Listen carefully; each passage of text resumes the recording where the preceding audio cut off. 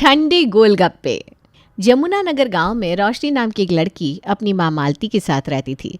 उसके पिता की एक हादसे में मौत हो चुकी थी, जिसके बाद से रोशनी अपने पिता के गोलगप्पे के ठेले को चलाकर अपने घर की सारी जिम्मेदारियां खुद उठाने लगी थी। उसके गांव के चौराहे पर हर दिन शाम को उसके गोलगप्पे के ठेले पर ग्राहकों की भीड़ लगती थी। वहां पर रोशनी के हाथों से बने गोलगप्पों का ऐसा स्वाद था कि लोग दूर दूर से खाने आते थे। उसके ठेले पर लड़कियों से ज़्यादा लड़कों की भीड़ लगी रहती थी, जिसकी वजह से गांव के बूढ़े लोग उसे गलत कहते थे। दीदी जल्दी करो ना, मैं आधे घंटे से खड़ा हूँ, पहले मुझे गोलगप्पे खिला दो। अरे रोशनी दीदी, आप गोलगप्पे बहुत अच्छे बनाती हो। जल्दी से ये पैसे लो, मैं जल्दी में हूँ, बाकी सब बाद में खा लेंगे। भैया सबकी बारी आएगी, पहले ये खा ले फिर आपकी भी बारी आ जाएगी। लड़कों की भीड़ में औरतें और लड़कियां कम ही आती थीं, क्योंकि उनके लिए जगह बनाना मुश्किल हो जाता था। ये सब लड़के गोलगप्पे खाने आते हैं या इसे देखने? मुझे तो लगता है ये सब गोलगप्पे खाने के बहाने यहाँ सिर्फ टाइम पास करने आते हैं। अरे रहने दो, रोशनी मेहनती है, उसे किसी की बात से फ़र्क नहीं पड़ता। रोशनी के घर पंडित दीनदयाल, विमला और मनोज को लेकर पहुंचते हैं। घर छोटा था, लेकिन मालती ने बड़ी गर्मजोशी से उनका स्वागत किया। पंडित जी आज बड़े दिन बाद आए। अरे वालती भाभी, काम ही इतना है कि आना जाना कहीं हो नहीं पाता। और बताओ रोशनी बिटिया कैसी है? अच्छी है पंडित जी, बस आप लोगों की कृपा है। अच्छा बहन जी, कहाँ है आपकी लड़की? बुलाइए तो ज़रा, हम भी तो देखें उसे। ये पंडित जी तो उसकी बहुत तारीफ़ कर रहे थे। बहन जी, मेरी बेटी अपने पिता का काम संभाल रही है, क्योंकि उनके जाने के बाद बस वही मेरा सहारा है। मैं लड़की को ऐसे ही देखना चाहती हूँ काम करते हुए। आजकल की सजी धजी लड़की देखकर समझ में नहीं आता। इतना ज़्यादा मेकअप करवा देते हैं लोग कि लड़की के नया नक्श समझ में ही नहीं आ पाते। जैसा आप कहे बहन जी, चलिए मेरे साथ, मैं आपको अपनी बेटी दिखाती हूँ। मालती अब सबको लेकर गांव की पतली गलियों से होते हुए चौराहे पर आ जाती है। वो सबको इशारा करके दिखाती है। दूर खड़े ठेले पर भीड़ और रोशनी की आवाज़ें सुनाई दे रही थी। देखिए बहन जी, वो है मेरी रोशनी, कितनी मेहनती है।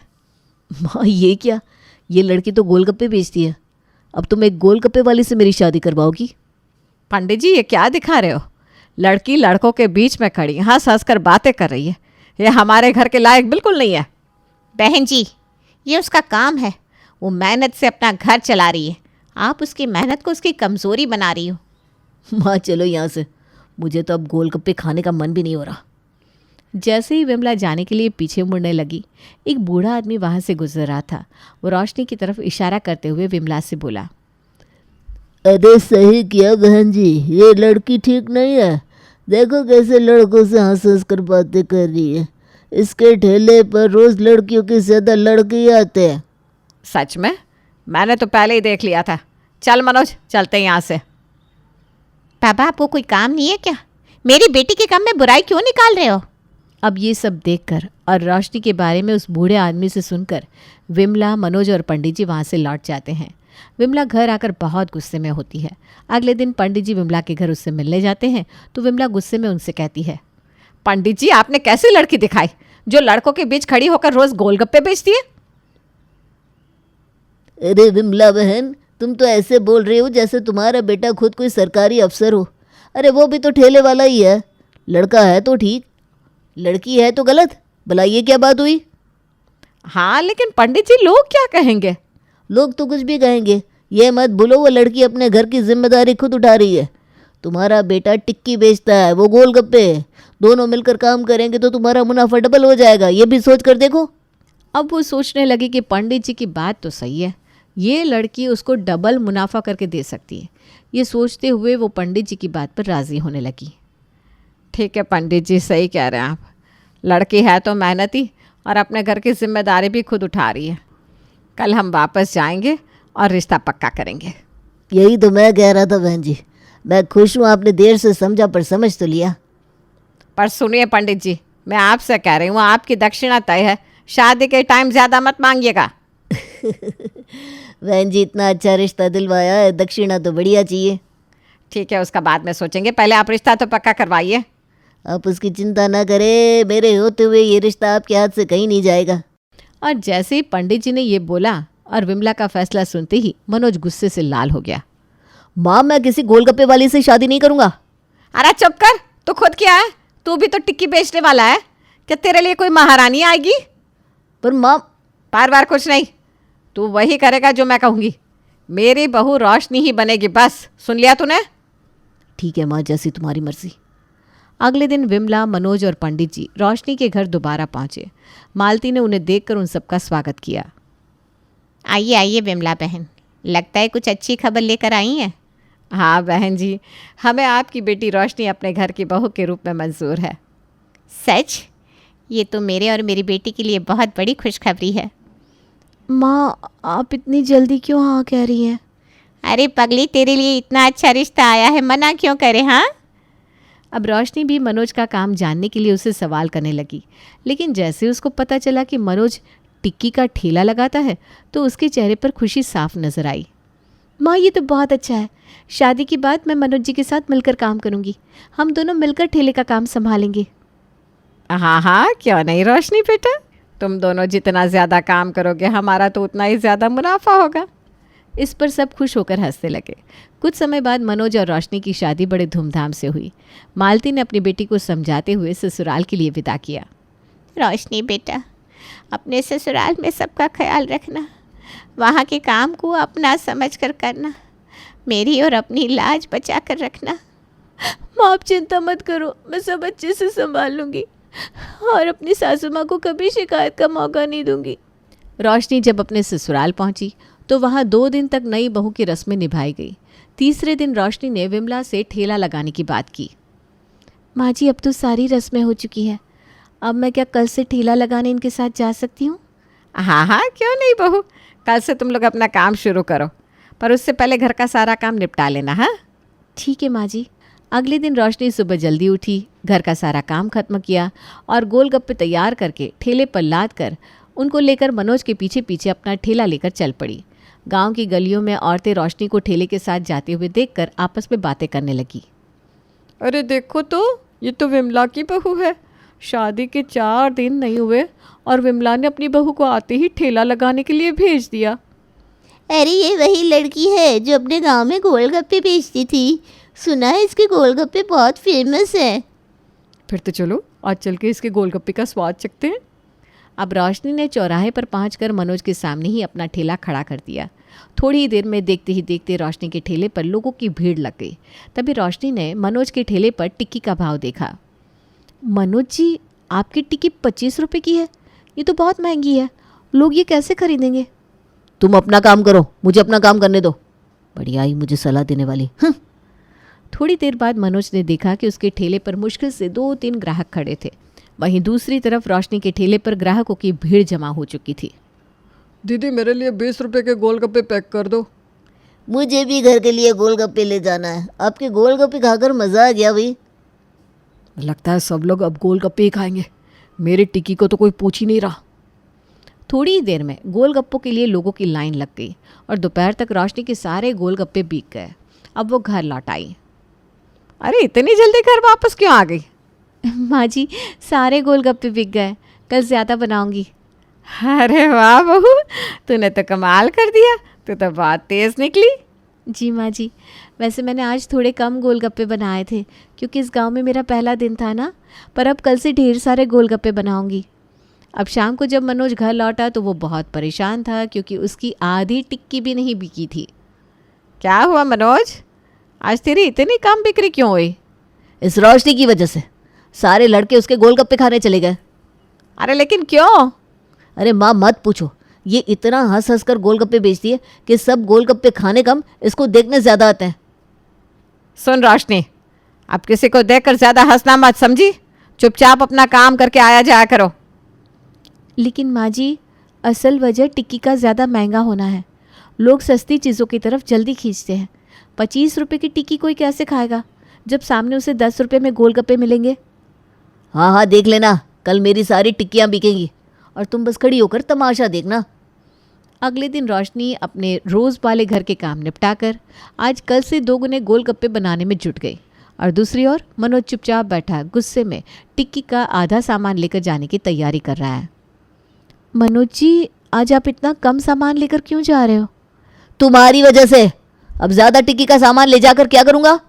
वैसे भी अब कोई टिक्की खाता ही नहीं है। ऐसा क्यों कह रहे हो आप? हम दोनों साथ में काम करेंगे तो सब अच्छा होगा। तुम अपना काम करो, मेरे काम में टांग मत अड़ाओ। वैसे भी जब से तुम आई हो मेरा काम ठीक से चल ही नहीं रहा। मनोज और रोशनी अपने अपने ठेले लेकर अलग अलग जगह खड़े हो गए। देखते ही देखते रोशनी के ठेले पर फिर से भीड़ लग गई। बच्चे, लड़कियां और महिलाएं गोलगप्पों का मजा ले रही थी। उधर मनोज के ठेले पर आज भी सन्नाटा छाया हुआ था। भाभी जी, आपके गोलगप्पे तो कमाल के हैं। मेरे घर के लिए भी पैक कर दो जी। अभी करती हूँ। मुझे भी, और ये वाला थोड़ा तीखा बनाना, मज़ा आ गया। मनोज दूर से ये सब देख रहा था। उसकी आंखों में गुस्सा और जलन साफ छलक रही थी। अरे आज तो हद हो गई, ये तो नाटक हो रहा है। सब उसके ठेले पर क्यों जा रहे हैं? मेरी टिक्की को कोई देख भी नहीं रहा। भाई साहब, टिक्की का क्या भाव है? 25 रुपये लगा दूँ? इतना महंगा? रहने दो, मैं गोलगप्पे खाकर ही काम चला लूँगा। हाँ हाँ, क्यों नहीं, जाकर गोलगप्पे ही ठूस तू। जब तेरा पेट खराब होगा ना तब पता चलेगा तुझे। दुकानदारी निपटाकर शाम को दोनों घर लौट रहे थे। रोशनी के चेहरे पर खुशी थी, जबकि मनोज का चेहरा गुस्से से लाल था। मनोज जी, क्या हुआ? आज भी आपकी टिक्की ठीक से नहीं बिकी? चुप रहो, तुम्हारी वजह से सब खराब हो रहा है। मैं माँ से कहकर कल से तुम्हारा ठेला ही बंद करवा दूंगा। मैंने क्या किया जी? मैं तो बस अपना काम कर रही हूँ। तुम घर चलो, अब तो माँ ही तुमको समझाएगी।